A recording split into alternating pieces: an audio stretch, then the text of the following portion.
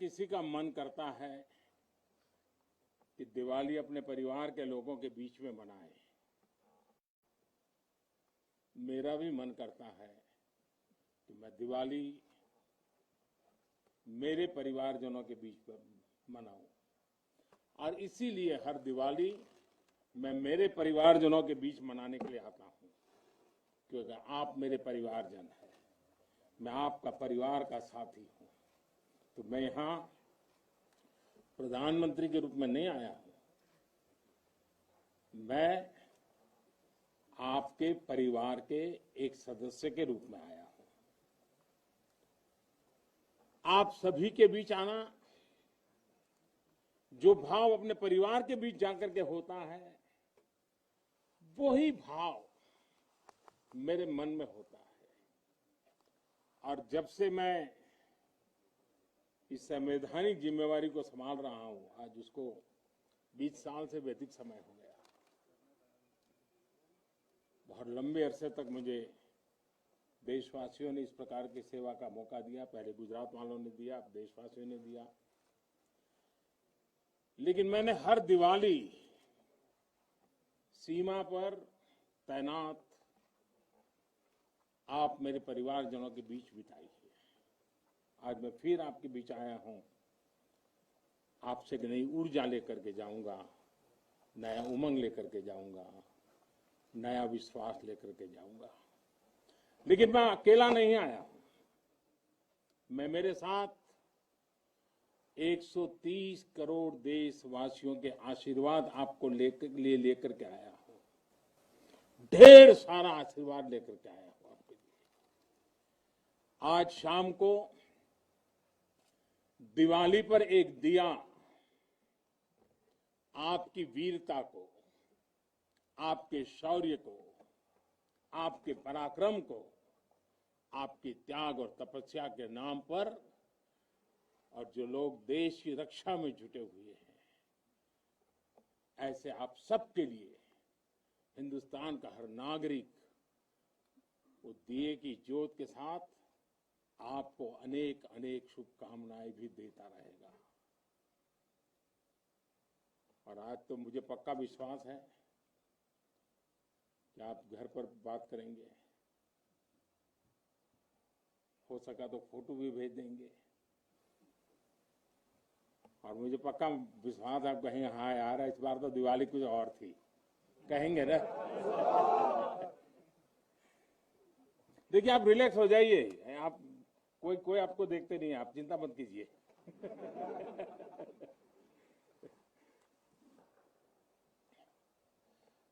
अच्छा आप ये भी बताएंगे ना कि मिठाई भी बहुत खाई थी? नहीं बताएंगे? तो बोलो ना। साथियों, आज मेरे सामने देश के जो वीर हैं, देश की जो वीर बेटियां हैं, वो भारत मां की ऐसी सेवा कर रहे हैं जिसका सौभाग्य हर किसी को नहीं मिलता है। किसी किसी को ही मिलता है जो सौभाग्य आपको मिला है। मैं देख रहा हूं, मैं महसूस कर रहा हूं, आपके चेहरे के उन मजबूत भावों को मैं देख रहा हूं। आप संकल्पों से भरे हुए हैं, और यही आपके संकल्प, यही आपके पराक्रम की पराकाष्ठा करने की भावनाएं, चाहे हिमालय हो, रेगिस्तान हो, बर्फीली चोटियां हो, गहरे पानी हो, कहीं पर भी आप लोग मां भारती का एक जीता जागता सुरक्षा कवच है। आपके सीने में वो जज्बा है जो 130 करोड़ देशवासियों को भरोसा होता है, वो चैन की नींद सो सकते हैं। आपके सामर्थ्य से देश में शांति और सुरक्षा एक निश्चिंतता होती है। एक विश्वास होता है।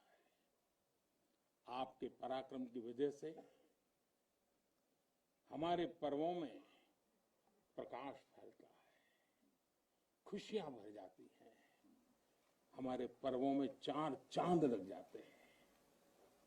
अभी दीपावली के बाद गोवर्धन पूजा, फिर भैया दूज और छठ पर्व भी बिल्कुल गिनती के दिनों में सामने आ रहा है।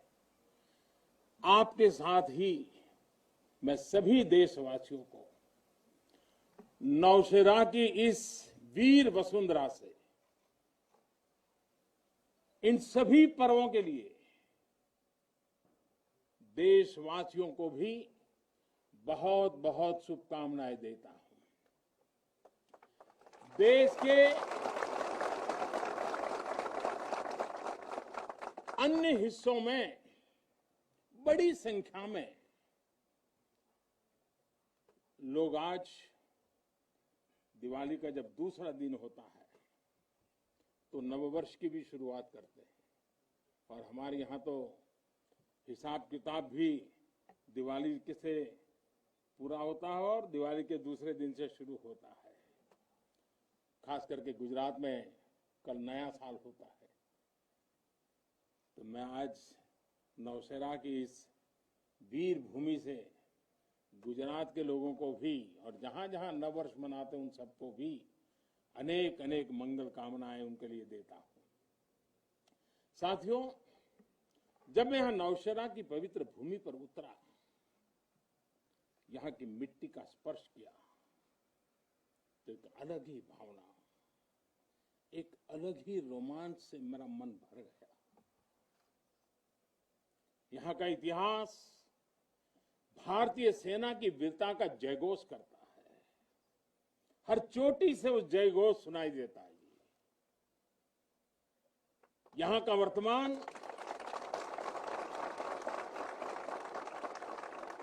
वर्तमान आप जैसे वीर जवानों की वीरता का जीता जागता उदाहरण है। वीरता का जिंदा सबूत मेरे सामने मौजूद है। नौशेरा ने हर युद्ध का, हर छद्म का, हर षड्यंत्र का माकूल जवाब देकर कश्मीर और श्रीनगर के प्रहरी का काम किया है। आजादी के तुरंत बाद ही दुश्मनों ने इस पर नजर घड़ा करके रखी हुई थी। नौशेरा पर हमला हुआ, दुश्मनों ने ऊंचाई पर बैठकर इस पर कब्जा जमाने की कोशिश की, और अभी जो मुझे पूरा वृत्त वीडियो समेत सारी चीजें मुझे देखना समझने का मौका मिला, और मुझे खुशी है कि नौशेरा के जाबाजों के शौर्य के सामने सारी साजिशें धरी की धरी रह गई। दोस्तों, भारत माता की जय! भारत माता की जय! भारत माता की जय!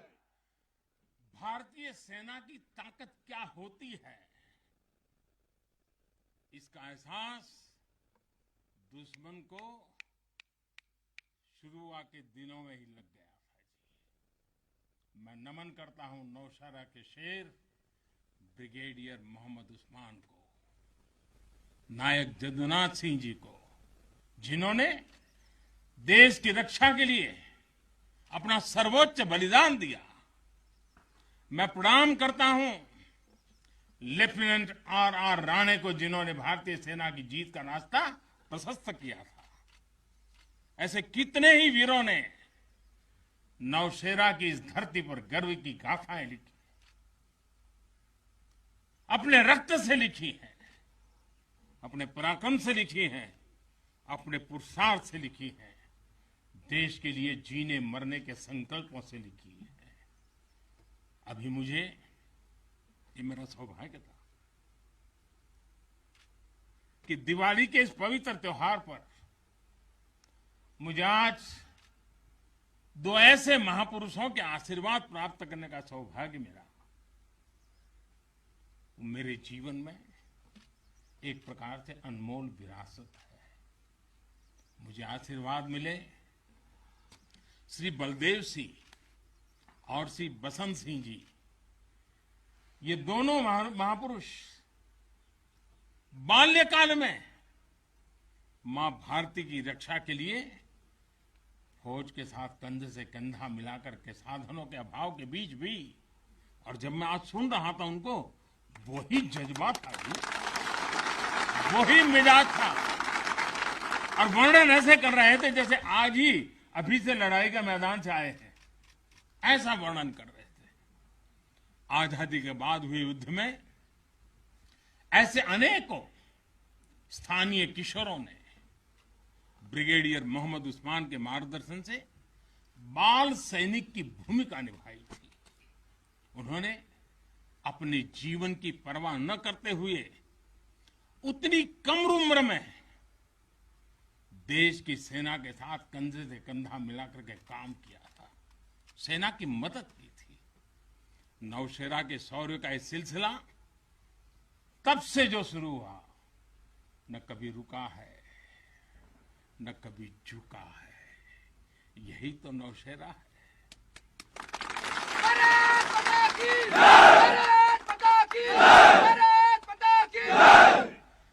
सर्जिकल स्ट्राइक में बात को मुंह तोड़ जवाब मिलता है। असत्य और अन्याय के खिलाफ इस धरती में मैं मानता हूं ये अपने आप में बड़ी प्रेरणा है। ऐसा माना जाता है कि पांडवों ने भी अज्ञातवास के दौरान अपना कुछ समय इसी क्षेत्र में व्यतीत किया था। आज आप सबके बीच आकर मैं अपने आप को यहां की ऊर्जा से जुड़ा हुआ महसूस कर रहा हूं। साथियों, इस समय देश अपनी आजादी के 75 वर्ष का पर्व मना रहा है। आजादी का अमृत महोत्सव गुलामी के लंबे कालखंड में असंख्य बलिदान देकर हमने ये आजादी हासिल की है। इस आजादी की रक्षा करने का दायित्व हम सभी हिंदुस्तानियों के सर पे है, हम सबकी जिम्मेवारी है। आजादी के अमृत काल में हमारे सामने नए लक्ष्य हैं, नए संकल्प हैं, नई चुनौतियां भी हैं। ऐसे महत्वपूर्ण कालखंड में आज का भारत अपनी शक्तियों को लेकर भी सजग है और अपने संसाधनों को लेकर भी। दुर्भाग्य से पहले हमारे देश में सेना से जुड़े संसाधनों के लिए ये मान लिया गया था कि हमें जो कुछ भी मिलेगा विदेशों से ही मिलेगा। हमें टेक्नोलॉजी के मामले में झुकना पड़ता था, ज्यादा पैसे खर्च करने पड़ते थे। नए हथियार, नए उपकरण खरीदने होते थे तो प्रक्रिया सालों साल चलती रहती थी। यानी एक अफसर फाइल शुरू करें, वो रिटायर हो जाए, तब तक भी चीज नहीं पहुंचती थी। ऐसा ही कालखंड था। नतीजा ये कि जरूरत के समय हथियार फिर आपाधापी में खरीदे जाते थे। यहां तक कि स्पेयर पार्ट्स के लिए भी हम दूसरे देशों पर निर्भर रहते थे। साथियों, डिफेंस सेक्टर में आत्मनिर्भरता का संकल्प उन पुरानी स्थितियों को बदलने का एक सशक्त मार्ग है। देश के रक्षा खर्च के लिए जो बजट होता है, अब उसका करीब 65% देश के भीतर ही खरीदी पर खर्च हो रहा है। हमारे देश ये सब कर सकता है, करके दिखाया है। एक अभूतपूर्व कदम उठाते हुए अब भारत ने यह भी तय किया है कि 200 से ज्यादा साजो सामान और उपकरण अब देश के भीतर ही खरीदे जाएंगे। आत्मनिर्भर भारत का यही तो संकल्प है। अगले कुछ महीनों में इसमें और सामान जुड़ने वाले हैं। देश को आत्मनिर्भर बनाने वाली ये पॉजिटिव लिस्ट और लंबी हो जाएगी। इससे देश का डिफेंस सेक्टर मजबूत होगा नए नए हथियारों उपकरणों के निर्माण के लिए निवेश बढ़ेगा। साथियों, आज हमारे देश के भीतर अर्जुन टैंक बन रहे हैं, तेजस जैसे अत्याधुनिक लाइट कॉम्पैक्ट एयरक्राफ्ट बन रहे हैं। अभी विजयादशमी के दिन 7 नई डिफेंस कंपनियों को भी राष्ट्र को समर्पित किया गया है। हमारी जो ऑर्डिनेंस फैक्ट्रीज थी वो अब स्पेशलाइज्ड सेक्टर में आधुनिक रक्षा उपकरण बनाएगी। आज हमारा प्राइवेट सेक्टर भी राष्ट्र रक्षा के संकल्प का सारथी बन रहा है। हमारे कई नए डिफेंस स्टार्टअप्स आज अपना परचम लहरा रहे हैं। हमारे नौजवान 20, 22, 25 साल के नौजवान क्या क्या चीजें लेकर के आ रहे हैं, गर्व होता है। साथियों, उत्तर प्रदेश और तमिलनाडु में बन रहे डिफेंस कॉरिडोर इस स्पीड को और तेज करने वाले हैं। ये सारे कदम जो आज हम उठा रहे हैं वो भारत के सामर्थ्य के साथ साथ डिफेंस एक्सपोर्टर के रूप में हमारी पहचान को भी सशक्त करने वाले हैं। साथियों, हमारे शास्त्रों में कहा गया है, को अति भारः समर्था नाम, यानी जो समर्थ होता है उसके लिए अति भार मायने नहीं रखता, वो सहज ही अपने संकल्पों को सिद्ध करता है। इसलिए आज हमें बदलती दुनिया, युद्ध के बदलते स्वरूप के अनुसार ही अपनी सैन्य शक्ति को भी बढ़ाना है, उसको नए ताकत के साथ ढालना भी है। हमें अपनी तैयारियों को दुनिया में हो रहे इस तेज परिवर्तन के अनुकूल ही ढालना ही होगा। हमें मालूम है किसी समय हाथी घोड़े पर लड़ाइयां होती थी। अब कोई सोच नहीं सकता हाथी घोड़े की लड़ाई, रूप बदल गया। पहले शायद युद्ध के रूप बदलने में दशकों लग जाते होंगे, शताब्दियां लग जाती होगी। आज तो सुबह एक तरीका होगा तो शाम को दूसरा तरीका होगा लड़ाई का। इतनी तेजी से टेक्नोलॉजी अपनी जगह बना रही है। आज की युद्ध कला सिर्फ ऑपरेशंस के तौर तरीकों तक ही सीमित नहीं है। आज अलग अलग पहलुओं में बेहतर तालमेल, टेक्नोलॉजी और हाइब्रिड टैक्टिक्स का उपयोग बहुत बड़ा फर्क डाल सकता है। संगठित नेतृत्व एक्शन में बेहतर समन्वय आज बहुत जरूरी है। इसलिए बीते समय से हर स्तर पर लगातार रिफॉर्म्स किए जा रहे हैं। चीफ ऑफ डिफेंस स्टाफ की नियुक्ति हो या डिपार्टमेंट ऑफ मिलिट्री अफेयर्स का गठन, ये हमारी सैन्य शक्ति को बदलते समय के साथ कदम ताल करने में अहम रोल निभा रहे हैं। साथियों, आधुनिक बॉर्डर इंफ्रास्ट्रक्चर भी हमारी सैन्य ताकत को और मजबूत करने वाला है। सीमावर्ती इलाकों की कनेक्टिविटी को लेकर पहले कैसे काम होता था, ये आज देश के लोग, आप सभी भली भांति जानते हैं। अब आज लद्दाख से लेकर के अरुणाचल प्रदेश तक, जैसलमेर से लेकर के अंडमान निकोबार द्वीप तक, हमारे बॉर्डर एरियाज में, हमारे समुद्री तट पर जहां सामान्य कनेक्टिविटी भी नहीं होती थी, वहां आधुनिक रोड, बड़े बड़े टनल्स, पूल और ऑप्टिकल फाइबर जैसे नेटवर्क बिछाए जा रहे हैं।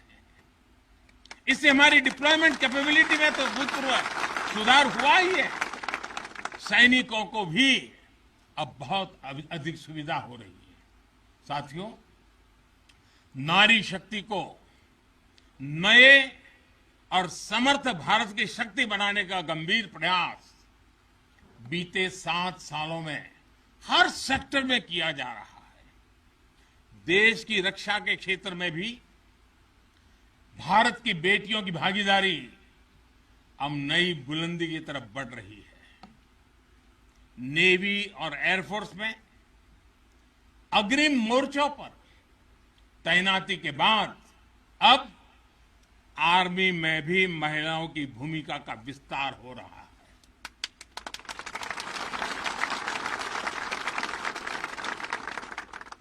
मिलिट्री पुलिस के द्वारा बेटियों के लिए खोलने के बाद अब महिला अफसरों को परमानेंट कमीशन देना इसी भागीदारी के विस्तार का ही हिस्सा है। अब बेटियों के लिए नेशनल डिफेंस एकेडमी, राष्ट्रीय मिलिट्री स्कूल और राष्ट्रीय इंडियन मिलिट्री कॉलेज जैसे देश के प्रीमियर मिलिट्री संस्थानों के दरवाजे खोले जा रहे हैं। इसी वर्ष 15 अगस्त को मैंने लाल किले से यह भी घोषणा की थी कि अब देश भर के सभी सैनिक स्कूलों में बेटियों को भी पढ़ाई का अवसर मिलेगा। इस पर भी तेजी से काम शुरू हो गया है। साथियों, मुझे आप जैसे देश के रक्षकों की वर्दी में केवल अथाह सामर्थ्य के ही दर्शन नहीं होते। मैं जब आपको देखता हूं तो मुझे दर्शन होते हैं अटल सेवा भाव के, अडिग संकल्प शक्ति के और अतुलनीय संवेदनशीलता के। इसलिए भारत की सेना दुनिया की किसी भी दूसरी सेना से अलग है। उसकी एक अलग पहचान है। अब विश्व की शीर्ष सेनाओं की तरफ एक प्रोफेशनल फोर्स तो है ही, लेकिन आपके मानवीय मूल्य, आपके भारतीय संस्कार आपको औरों से अलग एक असाधारण व्यक्तित्व के धनी बनाते हैं। आपके लिए सेना में आना एक नौकरी नहीं है। पहली तारीख को तनख्वाह आएगा इसके लिए नहीं आए आप लोग। आपके लिए सेना में आना एक साधना है, साधना। जैसे कभी ऋषि मुनि साधना करते थे ना, मैं आपके हर एक के भीतर उस साधक का रूप देख रहा हूं। और आप मां भारती की साधना कर रहे हैं। आप जीवन को उस ऊंचाई पर ले जा रहे हैं कि जिसमें 130 करोड़ देशवासियों की जिंदगी जैसे आपके भीतर समाहित हो जाती है। ये साधना का मार्ग है। और हम तो भगवान राम में अपने सर्वोच्च आदर्श खोजने वाले लोग हैं। लंका विजय करने के बाद भगवान राम जब अयोध्या लौटे थे तो यही उद्घोष करके लौटे थे, अपि स्वर्णमयी लंका न मे लक्ष्मण रोचते, जननी जन्मभूमिश्च स्वर्गादपि गरीयसी। यानी सोने और समृद्धि से भरपूर लंका को हमने जीता जरूर है, लेकिन हमारी ये लड़ाई हमारे सिद्धांत और मानवता की रक्षा के लिए थी। हमारे लिए तो हमारी जन्मभूमि ही हमारी है, हमें वहीं लौटकर उसी के लिए जीना है। भारत माता की जय! भारत माता की जय! भारत माता की जय! और इसलिए जब प्रभु राम लौटकर आए तो पूरी अयोध्या ने उनका स्वागत एक मां के रूप में किया। अयोध्या के हर नर नारी ने, यहां तक कि पूरे भारतवर्ष ने दिवाली का आयोजन कर दिया। यही भाव हमें औरों से अलग बनाता है। हमारी यही उदात्त भावना हमें मानवीय मूल्यों के उस अमर शिखर पर विराजमान करती है जो समय के कोलाहल में, सभ्यताओं के हलचल में भी अड़िग रहती है। इतिहास बनते हैं, इतिहास बिगड़ते हैं, सत्ताएं आती हैं, सत्ताएं जाती है, साम्राज्य आसमान छूते हैं, ढहते हैं, लेकिन भारत हजारों साल पहले भी अमर था। भारत आज भी अमर है और हजारों साल बाद भी अमर रहेगा। भारत माता की जय! भारत माता की जय! हम राष्ट्र को शासन, सत्ता और साम्राज्य के रूप में नहीं देखते। हमारे लिए तो ये साक्षात जीवंत आत्मा है। इसकी रक्षा हमारे लिए केवल भौगोलिक रेखाओं की रक्षा भर नहीं है। हमारे लिए राष्ट्र रक्षा का अर्थ है इस राष्ट्रीय जीवंतता की रक्षा, राष्ट्रीय एकता की रक्षा और राष्ट्रीय अखंडता की रक्षा। इसलिए हमारी सेनाओं में आकाश छूता शौर्य है तो उनके दिलों में मानवता और करुणा का सागर भी है। इसलिए हमारी सेनाएं केवल सीमाओं पर ही पराक्रम नहीं दिखाती। जब देश को जरूरत पड़ती है तो आप सब आपदा, विपदा, बीमारी, महामारी से देशवासियों की हिफाजत के लिए मैदान में उतर आते हैं। जहां कोई नहीं पहुंचे वहां भारत की सेनाएं पहुंचे। ये आज देश का एक अटूट विश्वास बन गया है। हर हिंदुस्तानी के मन में से ये भाव अपने आप प्रकट होता है।